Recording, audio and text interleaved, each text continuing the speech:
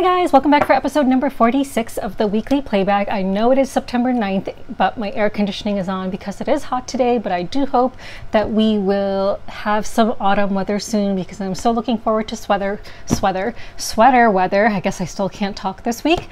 And of course the beautiful foliage, and I know it's supposed to be pronounced foliage, but I think foliage sounds much nicer. Anyway, so in the last week, it's been an insanely busy couple of weeks, and next week is going to be even busier, but I only got to play one game in the last week, but luckily it's a game I can show you, and that is coming on to Kickstarter next month. But I do have a game day planned for this weekend, so I hope next week I will have lots more games to show you. So the one game I got to play was Life of the Amazonia.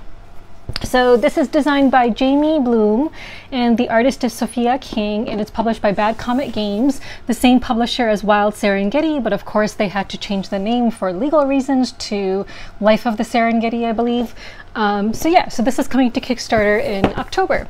So this is a bag building game, which is really cool. I really enjoyed this.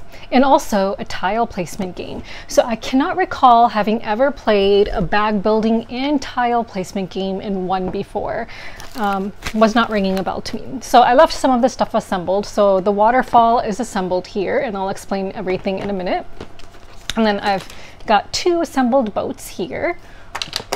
I had to print out the updated rules, and of course I went above and beyond and went and got them printed at FedEx and then had them bound. So yeah. So in this game, each player is going to have a bag in their color, and these are the colors, but of course this is a prototype edition, so you know things are subject to change, and they did say that they are continuously working on the game and ensuring that everything is going to be balanced. I did not see any major balancing issues when I played the game. I really enjoyed it. So each player is going to have a starting tile, well, that's the back of the tile, actually, a starting tile that looks like this. One thing that I thought was a bit weird, that I'll be honest, so blue represents rivers, green represents forests, and then the orange, the brown yellow part represents wetlands. You know, like I understand that, you know, in the forest they need like a in the Amazon they need something to represent wetland, but like automatically I'm going to think of desert when I look at this color. I'm not going to be thinking of wetlands. Like anytime I see this color, I'm going to be thinking of a dry, arid climate.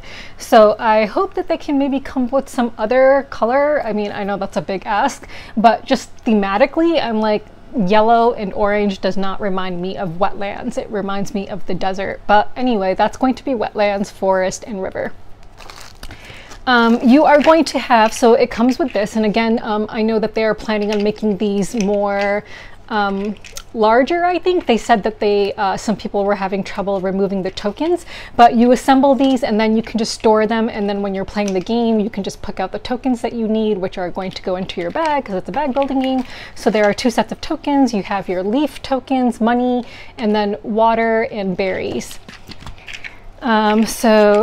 And then each player of course starts the game with some basic tokens. And then you, on your turn, let me just show you all of these amazing amiibos. So the way the game works is you are going to have a set of cards that you will have chosen beforehand. So, and of course I'm going to be doing a 1-minute video of this. So if you do not want to watch this long explanation, you will be able to watch the 1-minute video whenever that comes out. So you are going to select which set of animal cards you want to use. So there's different sets, so I'll just show you set A, for example. So you will have set A. This is the one that I played with, by the way. So if you, actually, let me do it this way. So actually, yeah, I don't know. Okay. So yeah, this is set A, and each animal has like a different way that it needs to be, you know, placed in its habitat, and it will score in a different way. And you're going to place all of the animal meeples that you're instructed to, dependent on the player count, on the cards themselves, and they will just be on the table. Of course, I'll throw up some pictures so you can see what that looks like. And then you are also going to have some of these smaller cards, which you can buy throughout the game, which will give you like end of game scoring bonuses if you're able to achieve them. So you're limited to only, oh, I think those are all upside down, sorry. You're limited to only buying 4 of these throughout the game. No, sorry, 6 maybe? I think it was 6, no, maybe it was 4, I can't remember. but I ended up buying mine way earlier. Again, they're upside down. Okay, so there's just a bunch of different cards with different scoring abilities. And there's a ton of these, like a lot. So it's one of those games where you can take as many actions as you are able to before it then goes to the next player. So on your turn, you can do one of the following actions. So first, it's a bag building game. So you're going to have your starting tokens and you're going to draw 5 tokens to begin the game with. Then on your turn, you can do as many of the actions as you're able to. You can purchase resource tokens, so you can use your tokens to purchase more, and they will go in your discard as soon as you purchase them, and discarded tokens go in your boat. You can do area restoration, so you can move a player marker on the restoration track, and that means you can then, so you're going to have markers on all of these tracks. So if you do area restoration, you can then buy a new tile to place. And when you place a tile, you have to connect it to the existing mass by at least 2 hexes. You can place an animal, so you can look at one of the cards, purchase the animal, the cost is in the corner, and then place that animal according to its requirements. And the requirements are shown here. So for example, this one, that means it's a wild terrain type, but it has to occupy 2 of the same terrain types. So it's going to sit over 2 hexes. Whereas this one, leaf frog, that can go on either a wetland or a river because it has a slash between it. So some animals are bigger and they require 2 places. Like a caiman needs to be on a wild space plus a river. So that's going to occupy 2 spaces as well. So you can pay for an animal and then place it. You can place a tree, so you would advance on the tree track here by paying the cost, and the cost is indicated on the bottom of each section. So this again is for the tiles, this is for the trees, and this is for the flower tokens. So you'll see the costs on the bottom and you'll be moving. And if you can advance on the tree and flower tracks, those are points. You see that little white number on the top? Those are the points you will get depending on where your marker ends at the end of the game. And you might also get a bonus action depending on if you land on something. Some of the bonus actions are only for the first player who gets there, but some of them are for all the players who end up landing on them. So you can place a tree, and you might want to place trees because certain animals need to be adjacent to trees in order to score. So those are the trees. There's a bunch of them. You can place an aquatic flower, which like we just discussed, by going up on the track and paying the cost.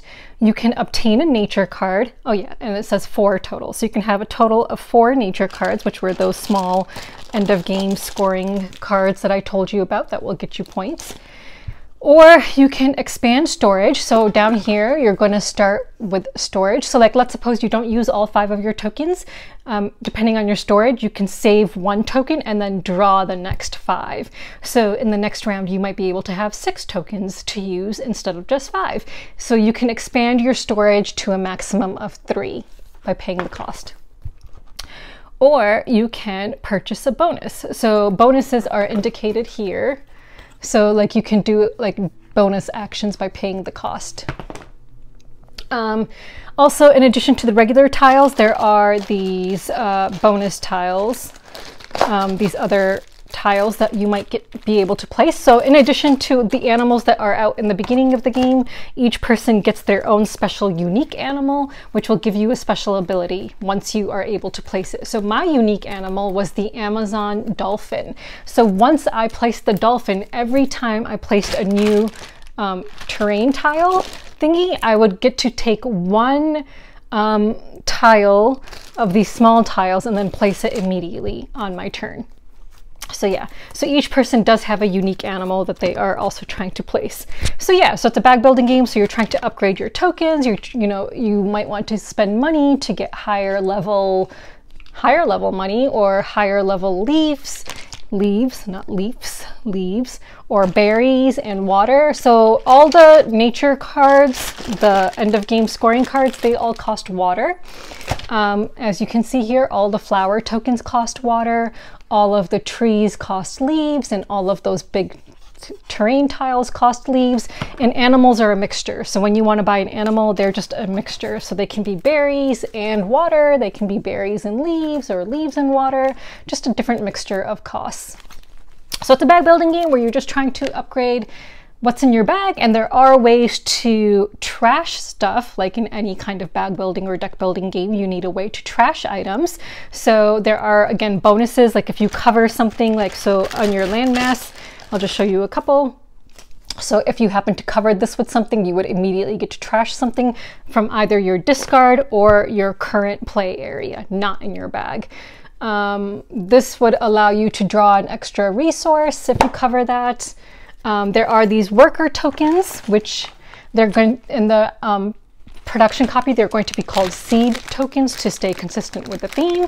So throughout the game, you can collect these and they will substitute as any other resource. If you don't have enough resources of a certain kind, you can always pay 2 of any kind to act as 1 of another. Yeah, I think that's about it, really. Yeah, and these are like the flower tokens. I'm guessing that they'll probably, you know, it's just a guess, they might not do this, so, you know, don't take my word for it. But like in Wild Serengeti, they upgraded a lot of the tokens as, I think, stretch goals, if I remember, or if like a deluxe version. So maybe these will be wooden in the actual like deluxe production copy of the game. I don't know. But the animals, again, super amazing. Just really, really love them. So like here is a jaguar. So this game is amazing because like really you are working to, so different animals can work together kind of with other animals and different terrain types. So you're like trying to create like this, you're trying to synergize, you know, the animals and the forest and just place things so that you can score mega points. I lost. I thought I was doing really well, but my opponent actually won because the way he placed his animals, he scored mega points for one of his animals. So here is the score pad, and for one thing alone, he scored so macaws. He placed his macaws in such a way that he was able to score 33 points. So let me just show you what the macaw was that we used and give you an example of how he was able to do that. So each macaw scores 1 environmental star, which is, you know, most stars at the end of the game wins, for each tree in the same forest habitat. So what he did was he had multiple macaws in the same habitat with lots of trees, and so he scored mega points for this card. So you can make different cards work together for your advantage. I was able to do that with the caimans. So the caiman that we used, so it said each caiman scores 1 star for each flower in the same river habitat. So I think I had 2 caimans in the end and a bunch of flowers, but I still didn't score as much as him. Okay, so that was only 14 points, so not that impressive actually. Okay. I did score, let's see, no, he did pretty well on that too. Yeah, so it was a good game. It ended with him having 154 points and me with 110 points because his macaws really kicked butt. Yeah. But really fun game. I actually really enjoyed it, and there's going to be variability because again there's different sets of animals you can use. So there's the A set, the B set, the C set, and then the D set. So there will be variability, and then of course depending on which unique animal you choose each time you play, there's going to be variability because of that. So let me just show you some of the unique animals because they're really cool. So these are the ones that will give you the special abilities, and each player will have their own unique animal, which comes with its own meeple, of course.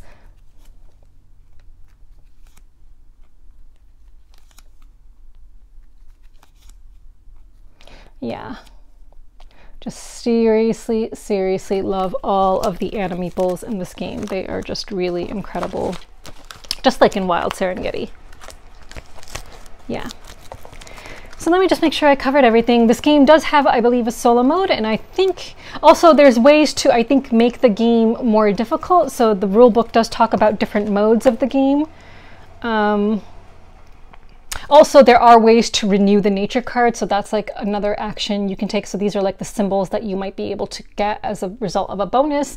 So you can renew nature cards, which are the end of game scoring cards. So you can take 2 and discard them and then draw 2 new ones.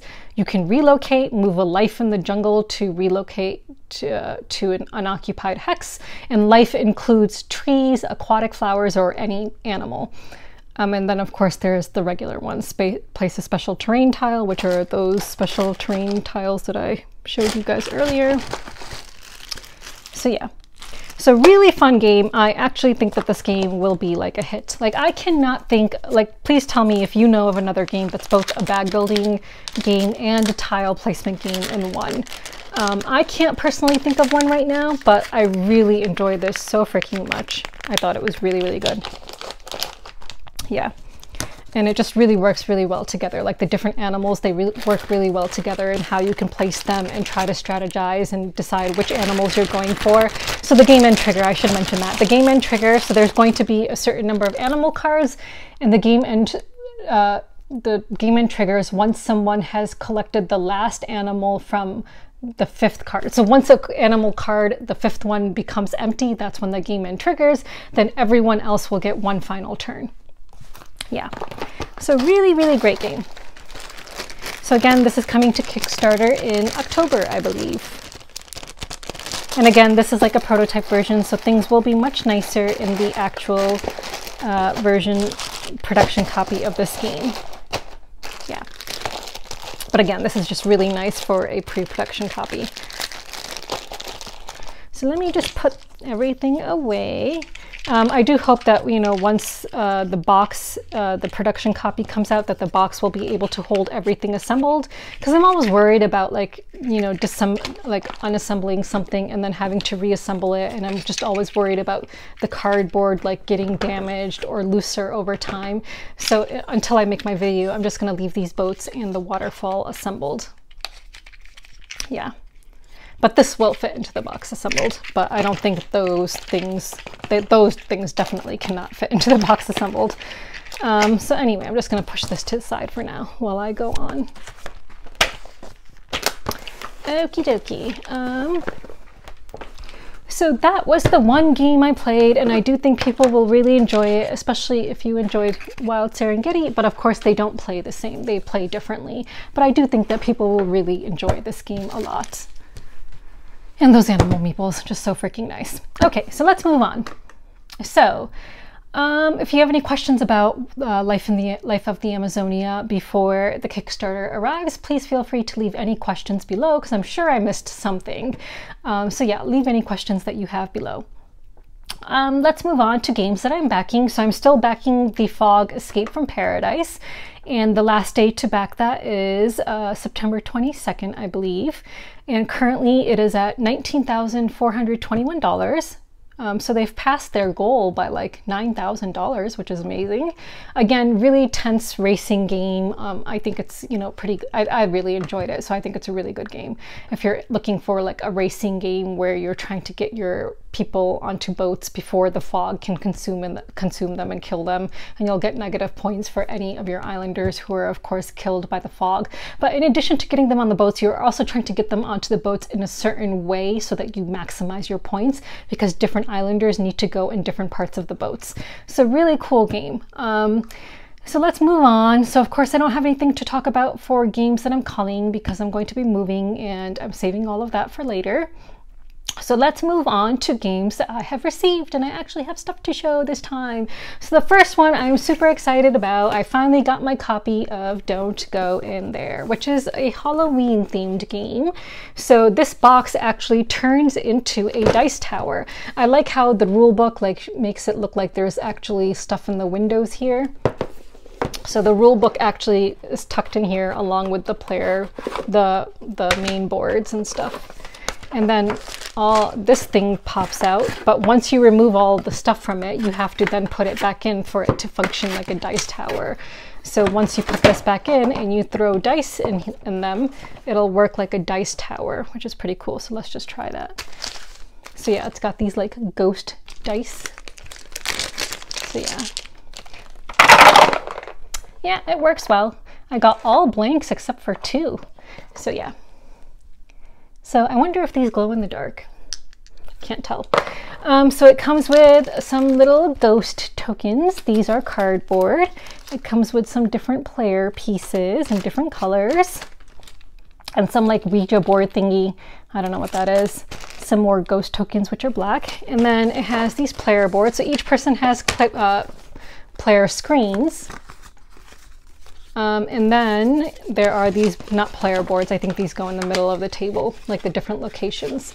I actually do not know how this game plays. I just really wanted it. My boards are a bit warped, by the way. So that's a bit annoying. They're not going to lie down flat, but oh well. I already had to wait forever for this game, so I'm not going to complain about it. I just am happy to have it. And here are all the cool cards. So there's like different kinds of cards. I really love the cats, of course. There's so many cards. Unfortunately, cannot sleeve these because I tried sleeving them and they will not fit back into the box then. I read online, oh god, I'm really hot with all these lights on me. I read online that if you get really tight fitting sleeves, then they will fit into the box, but I'm always hesitant to put like perfect fit tight sleeves on cards because I'm afraid it'll damage the cards, which would be, you know, counterintuitive. It's counterproductive to what I'm trying to achieve. So yeah, so I don't think I'll end up sleeving them, which is sad because you guys know I'm a sleever. But who knows, this game probably won't get played that much, so maybe I just won't take it to any place where people are eating so we don't get any like Cheeto fingerprints on them or something. But yeah, so this is a Halloween themed game, which I am super excited to play. So that finally arrived. So let me just put this back, and I hope I can play this soon because I'm totally already in the spooky spirit. I don't know if you can see my earrings, but they're jack-o'-lantern earrings. And I know it's only September, but for me, Halloween goes from September to Thanksgiving in November. And then I switch over to Christmas. So let me just put these back and then show you what else arrived.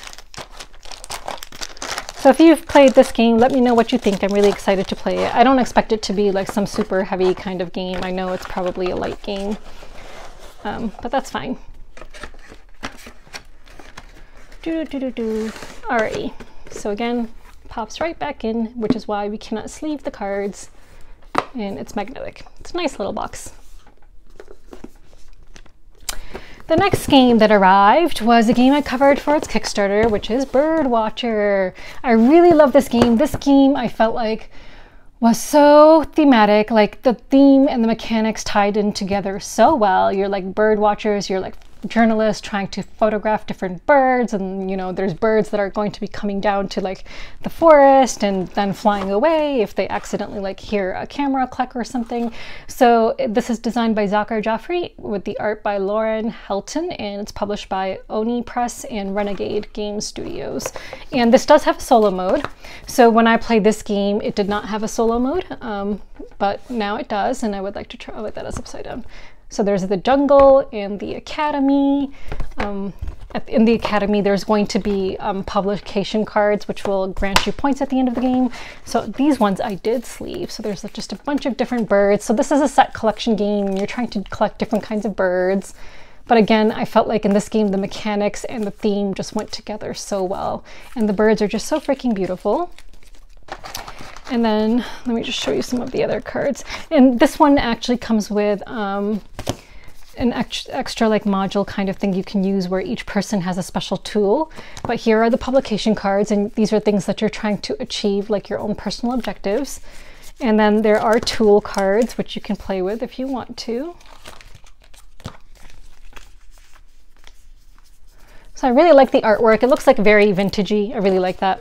And there are some extra birds if you end up playing with 5 players, I believe, that you need to use. Because again, it's for 1 to 5 players. I'm not sure I actually mentioned that before. And then each person has a player board. Oh, and actually let me show you the wooden tokens before I do that. So I have the deluxe edition, which came with the wooden tokens. So the cardboard ones I actually put under the insert. I didn't even punch them out. So the cardboard ones I didn't bother even removing. But let me show you the ladybug, because I love ladybugs. So yeah, I have the wooden tokens. And here are some solo cards. Well, I can't pull them out right now because they're kind of stuck there. But this is the insert, and it fits sleeved cards, which is super nice. And then here are the individual player boards. Well, here's the score pad. And then the individual player boards, which tells you all of your actions that are available. And then on the back of it, it tells you how to score at the end of the game. So really cool. I really like that. That's just super useful instead of having like player aids to have it on your actual board. Like how awesome is that? Like really, really nice. And again, everything fits so freaking nicely into this box. Like, I love it when a box fits sleeved cards. Like, that makes me so freaking happy. So thank you to this publisher for doing that. Yeah, so the Birdwatcher came, and I think I'm going to try playing this with my mom because I really want her to start playing more board games just to keep her mind active as she gets older, because, you know, that'll stave off dementia. So yeah, so I think this is a game she would enjoy and be able to learn, so I'm definitely going to play this with her. So yeah, super excited about this. The next thing that arrived, I received this big box, so God, I think this must have been over a year ago. Well, had to have been over a year ago when I was still friends with the Quackalo people. So I had done a playthrough of Scooby-Doo, the board game for CMON, Come On games. I don't know if it's CMON, Come On, whatever. So they sent me the entire animation collection since I did that playthrough for their Kickstarter. So I opened the Scooby-Doo one, which is the game I had played, and I liked it. So I'll just show you the Scooby-Doo one. And if anyone is watching from CMON, like, I would just love a strategic Flintstones game. Like, what will it take to get a Flintstones game? I just really want a Flintstones game. Because growing up, I actually didn't watch Scooby-Doo. I was not one of the kids who watched Scooby-Doo. I watched the Flintstones, which I know was the first adult primetime cartoon. So it actually wasn't geared at kids, but I actually preferred the Flintstones and the Jetsons over Scooby-Doo, which I actually never watched. So I know that's weird, but oh well. So it comes with this board, which I will try opening carefully so I don't end up ripping anything, which is like, you know, all the different haunted places. So let me just show you the insert. I did not sleeve the cards, but I did bag certain things on my own. So it comes with these cards, which are like the different villain cards and then the different player cards. It comes with like these like cards, which, like, you know, footprints and like action cards, whatever. And then I don't remember what these are. I think they're just some special cards which will give you like some special abilities if you get them. I really don't know. I don't remember. It was so long ago. And then it just comes with a bunch of different like cardboard tokens, which I put into bags. It didn't come with these bags. I just put them into bags myself. And then underneath that we have this car, this mystery machine van. I think it's plastic. We've got a bunch of some more tokens. We've got different characters, including Scooby-Doo himself. I'll just hold this up to you for you guys so you can see all the different characters. And then underneath this, there are some more characters. I don't know if I'm missing some, like maybe if you got a deluxe version, you got some more characters there because there's 2 empty spots and I don't know if anything was supposed to go there. So we've got little Scrappy-Doo and then of course some of the villains. So yeah, so I think I would like to try playing this, and then who knows, I may or may not keep it, and if I don't keep it, then, you know, I'll give it away or something like that to some, you know, one of my subscribers or something. We'll figure out what to do with it.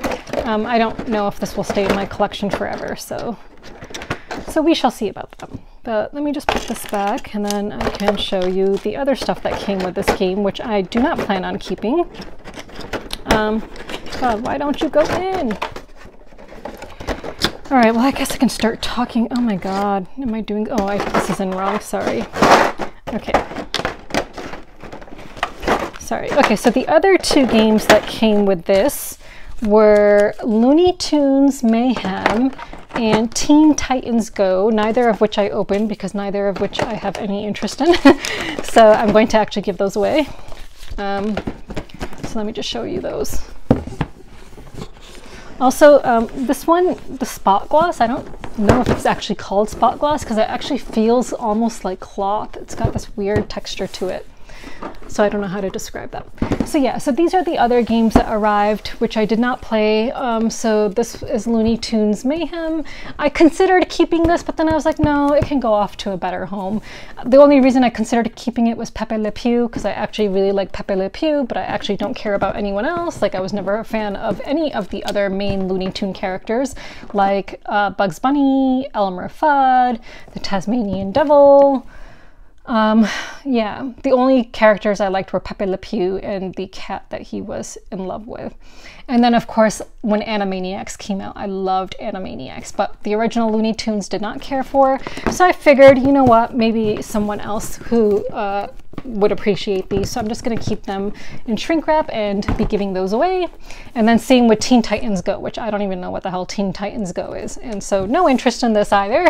So hopefully someone I know will want this in a giveaway, and you know, maybe a Ko-fi subscriber, I hope. If not, then if none of my Ko-fi subscribers actually want to enter a giveaway for this, then I'll find some other way to give it away, maybe to a local game store or something. I don't know, we'll see. But these I'm definitely not keeping because I have no interest in them. Okay, so yes, but those came, so that was nice of CMON to send them to me. So that is it. So I don't have any questions to answer. I did not get any questions from anyone. Something just popped up on my screen. I'm trying to get rid of it. How do I get rid of you? What is this? Okay, sorry, 1 second. But I do have a question for you guys. So you guys might have heard the news that Queen Elizabeth died, and I wanted to ask you guys, this is not board game related at all, by the way, but I wanted to ask you guys if you have any superpowers that you know of, or any supernatural powers, and if not, if you could have one, what would it be? The reason I asked this is because, so Queen Elizabeth died yesterday, I believe it was, which is Thursday, right? She was admitted to the hospital, I think early UK time, and then in the evening UK time she had died. So on Saturday night, I have very vivid dreams, by the way. So every night I have super vivid dreams. Some of my dreams are so realistic that sometimes it's hard for me to remember or figure out if something was a dream or a memory, like when I wake up, because they can be extremely realistic. They can also be completely fantastical, in which case I know it wasn't a memory. Because, you know, obviously if I'm dreaming of some haunted hotel and like moving staircases, whatever, obviously that's not going to be real. But sometimes, you know, my dreams are very realistic, in which case I can't remember if something was actually a memory that I experienced or a dream. So I had an extremely realistic dream on Saturday night that Queen Elizabeth died. And I had no reason to dream about the royal family. I wasn't thinking about them. They hadn't like come across, you know, I hadn't come across anything about them recently. You know, I don't actually care about the royal family. Like when I lived in London, I never made any attempts to be anywhere where they were. Like it never even crossed my mind, which is so weird looking back, thinking about it, that when I lived in London, just never cared about trying to meet them. Just don't know why. Yeah, so I had a really realistic dream on Saturday night that Queen Elizabeth died. So Sunday I went hiking with my sisters and I told them about this dream, and they jokingly said, oh, don't, because I was like, oh, maybe I should tweet about it, because then when she dies in a couple of days, people will know that I was able to see it. And, you know, I just said that as a joke, but I really felt like she was going to die. And they're like, no, don't tweet about it because, you know, you're a Muslim woman and you'll have like their secret service come after you. Like, so we were making those kinds of Muslim jokes. So I was like, fine, I won't tweet about it. But then she dies. So like, you know, Thursday morning, she ends up in the hospital, and then lo and behold, she actually dies. And I'm like, wow, like I actually knew she was going to die and she died. I do not claim to have supernatural powers, but like, how freaky is that, right? Like, I'm like, why couldn't I have dreamt about winning lottery numbers? Like, what good was it for me to know that the Queen was going to die? Like, how does that benefit me in any way? Like, yeah, I know that's very selfish to say when someone died, but you know, her death is, you know, a lot of people are indifferent to her death because of, you know, the colonial history of England, of course. But I have no commentary on that. I'm not going to get into politics, but, you know, honestly, I am indifferent to her death. Like, it doesn't mean anything to me. I don't know her, you know, so whatever. But, you know, of course, I'm sure that people are mourning their family member who has passed away, which is, of course, sad. Anytime someone's family member dies, you know, it's sad for the family. But yeah, so that's that. So I was wondering if you guys have any superpower. What is your superpower? Or if you don't have one, what do you wish was your superpower? So if I could have any superpower in the world, I would want it to be for me to speak and understand every single language that exists, even the most remote of languages. I would want that to be my superpower, because I feel like that would put you in a position to make a huge difference in the world. And, you know, if I could make a difference in the world, I would want to make a difference for animals, because I think animals are so pure and innocent, and, you know, if I could help all the animals in the world, that's what I would want to do. They would be my priority. And I think being able to speak every language in the world would allow me to communicate with different communities and explain to them, like, no, it's wrong to treat animals this way. Like, you know, different, you know, just talk to them and be able to empathize with them and help them to understand that no, animals should not be beaten up. They should not be thrown away. They should not be, like, you know, killed like this. They, you know, you should not do trophy hunting. Like, you know, communication is such an important you know, thing in this world. And if you could communicate with every single person who exists on this planet, like, how powerful would that be? So that is what I would want my superpower to be if I could have one. So please tell me what your superpower would be if you had one. But I'll go off on a little tangent since we're talking about superpowers. In no way do I think that these stories show that I have any kind of superpowers.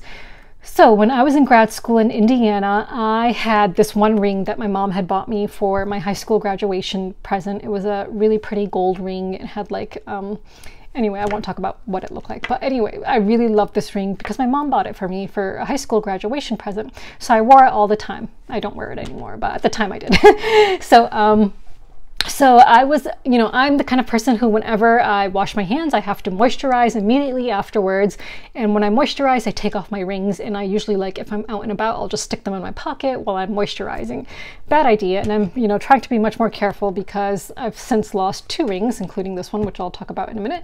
So I was in a cafe and I had to moisturize my hands. So I took off my rings and I put them in my pocket. And as I was taking back my rings from my pocket to put on my fingers, the ring that I just talked about fell to the ground. I saw it clink on the ground, and then I saw it bounce away from me, right? But my eyes were not fast enough to see where it bounced. All I saw was it bounce on the floor, and then it bounced away from me, not anywhere towards me, but away from me. So I spent like about half an hour on my hands and knees in this cafe looking for this ring, could not find it, was just completely devastated because I attach a lot of meaning, sentimental value to objects. It's just the way I am. And I do the same with board games, like depending on who I played it with and the memories associated with it, I attach a lot of sentiment to objects. So I was just really, really heartbroken that I could not find this ring. So I left my phone number with the people at the cafe, and that's it. Like, and my phone number has an area code, which is from New York, and this is in Indiana, mind you. Okay, so, you know, a couple days, like, you know, a day passes by, no one calls me. I'm really sad. And by the way, I had checked my pant cuffs. I checked my shoes to make sure it wasn't somehow didn't land on my pants or in my shoes. No, it didn't. Like, I saw it bounce away.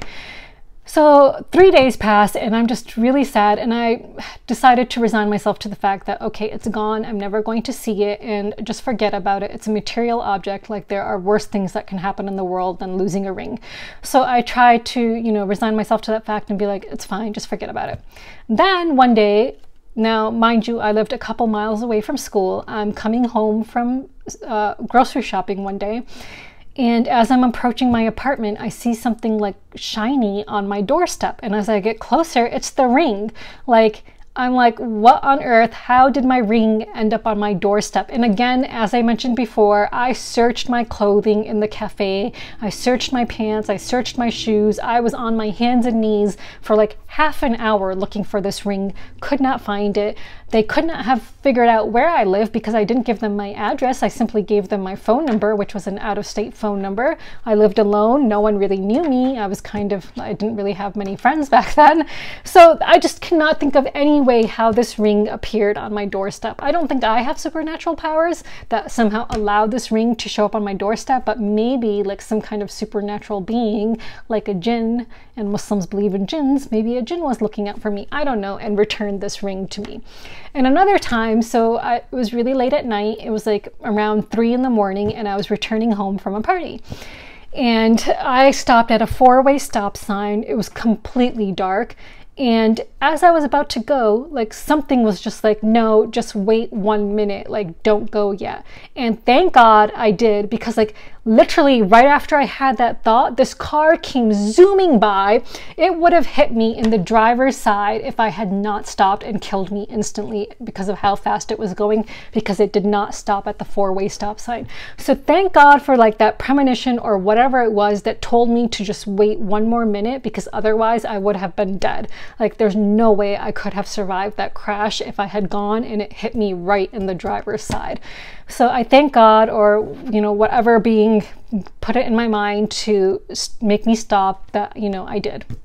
So again, I don't think it's any superpower. I just think something was looking out for me, and thank God for that. And, you know, I hope that I continue to have something looking out for me for the rest of my life, because that would be really helpful. But I don't always feel like that. And I think maybe, you know, maybe back then I was just a really pure soul, and maybe that's why something was like, oh, okay, I'll protect her. But now who knows? I don't know. Anyway, so those are my stories. So if you have any stories, please share them, because I really love stuff like that. I really love hearing stuff like that, and I think it would just really go with like spooky season. So if you have any cool spooky stuff like that to share, or supernatural stuff, I would love to hear it. Oh my God, I'm seriously melting in these lights. So again, thank you for tuning in. And if you have any questions about Life of the Amazonia, please leave them below, and I will be sure to answer them in the next video, or just respond to your comments. And hopefully I will have lots more games to talk about next week, since I am going to be having a game day. So thank you for watching. All right, until next time, bye.